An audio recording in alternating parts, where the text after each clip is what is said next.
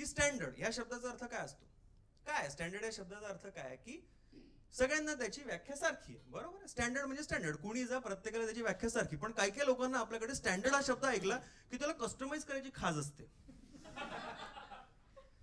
उदाहरणार्थ traffic signal. Traffic signal म्हणजे काय? हिरवा लाईट म्हणजे थांबा, लाल लाईट म्हणजे पुढे जा. काही लोकांना काय वाटतं? हिरवा लाईट म्हणजे थांबा, लाल लाईट म्हणजे उडून पुढे जा. सॉरी, हिरवा लाईट म्हणजे पुढे जा, लाल लाईट म्हणजे उडून पुढे जा. STOP या 4 अक्षरांचा अर्थ यांच्यासाठी सोनिया तू उडून पुढे ये असा होतो. आणि उडायला काय रनवे लहान पडतो म्हणून ते हॉर्न वाजवत असतात. आणि तिसरा काय? तो पिवळा लाईट. पिवळा लाईट वाला सगळेच फाट्यावर मारतात. सगळेच फाट्यावर मारतात पिवळा. म्हणजे काय सिग्निफिकन्सच नाही पिवळा लाईटचा, काहीच नाही. काही काही लोकांना वाटतं सिमेट्री बिघडू नये म्हणून बल्ब वगैरे लावला असतो.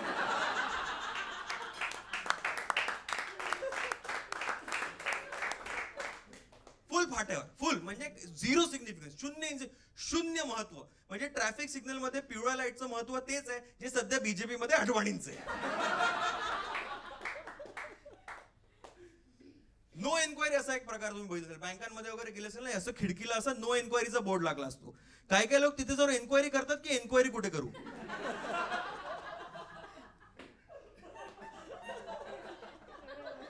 ह्यांना बघितल्यावर कळतं की राहुल गांधीचे ट्विटर फॉलोअर्स कोण आहेत.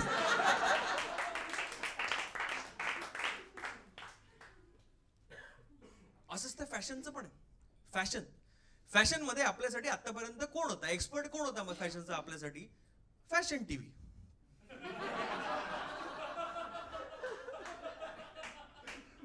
त्याच्या पलीकडे कोणीच नाही. पण आजकाल सगळे फॅशन मध्ये एक्सपर्ट आहे. सगळे इंस्टाग्रामवर जा फॅशन एक्सपर्टचा पूर आलाय, पूर.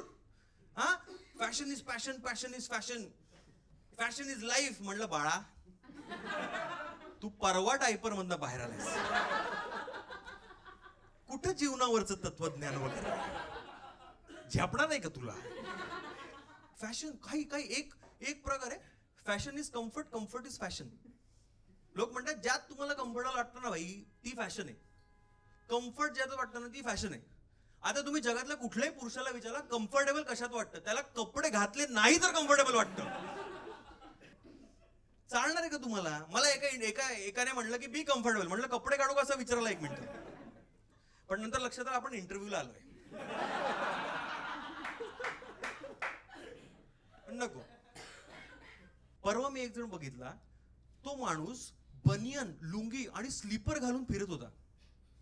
मी म्हणलं ही फॅशन असूच शकत नाही, ही फॅशन असूच शकत नाही, कारण ह्या ड्रेसची शेवटची माझी आठवण म्हणजे बाबा जेव्हा दूध आणायला जायचे ती होती. मी त्याला म्हणलं ब्रो हे काय? ब्रो काय? तो म्हणला bro it's harem pants. Bro harem pants. म्हणलं काय? म्हणजे bro harem pants, harem pant. म्हणलं हराम आहे, नीट कपडे घाल ना. पॅन्ट घाल ना तर लुंगी घाल, लुंगीला मधून शिवून काय हे चाळे. आता तुम्ही समजा जयपूर, गोवा अशा ठिकाणी लग्न केलं तर आपण मान्य करू ना की बाबा डेस्टिनेशन वेडिंग आहे, डेस्टिनेशन वेडिंग. परवा मला एका मित्राचा फोन आला, म्हणजे ब्रो माझं लग्न ठरलं, मी डेस्टिनेशन वेडिंग करतो. म्हणलं कुठे? म्हणे विरार.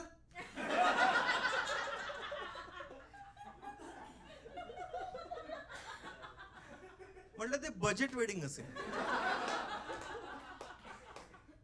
म्हणलं त्यातही तू नालासोपारला राहतो. म्हणलं ते जवळ पडतं म्हणून लग्न करतोय तू. काही झालंय डेस्टिनेशन वेडिंगच्या नावाखाली. काही आपली जी इंग्रजी भाषा आहे ना, सगळे बोलतात इथे इंग्लिश, सगळे बोलतात नाही बोलत.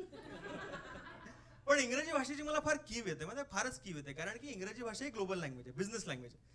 त्याच्यामुळे इंग्रजी भाषेतनं बोलायचा प्रत्येकाचा अट्टाहास आहे. सगळ्या देशांना ती बोलायची असते आणि ती बोलताना प्रत्येक देश तिची जी काही घेतो. आणि मराठी माणूस तर फार आई बहिणच एक करतो. म्हणजे मराठी माणसाला इंग्रजी बोलता येत नाही असं मला म्हणायचं नाहीये, पण मराठी माणूस इंग्रजी ही मराठीतूनच बोलतो. म्हणजे इंग्रजीमध्ये कसं hello, hi, how are you, what are you doing, सूर आहे, लय लय मस्त. मराठी माणूस म्हणजे अरे व्हॉट आर यू डुईंग, अरे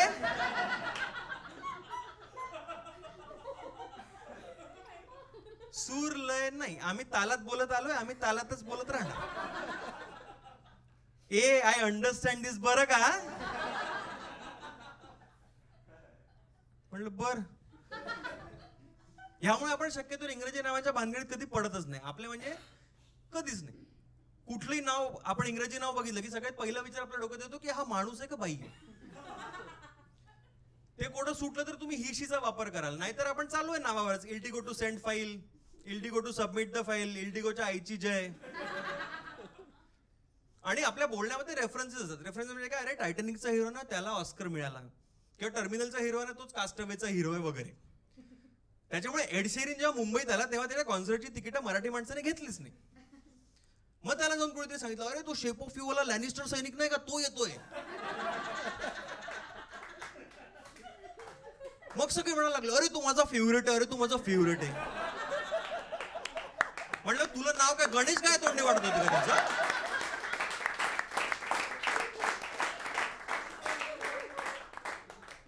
त्यामुळे आर्नल्ड श्वार्झनेगरच्या भानगडीत आपण कधी पडलो.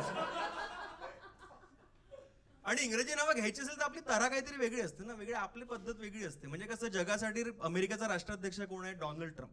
मराठी माणसासाठी आहे तो डोनाल्ड ट्रम्प. लोक डोनाल्ड टक बघायचे, आपण डोनाल्ड टक बघायचो.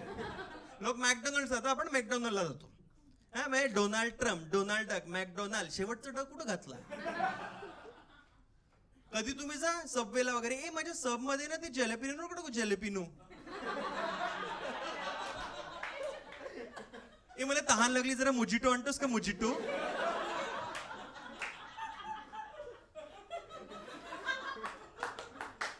नशीब 4 लोकांचं ऐकून आपल्याला तो कॅपुचिनो शब्द माहितीये,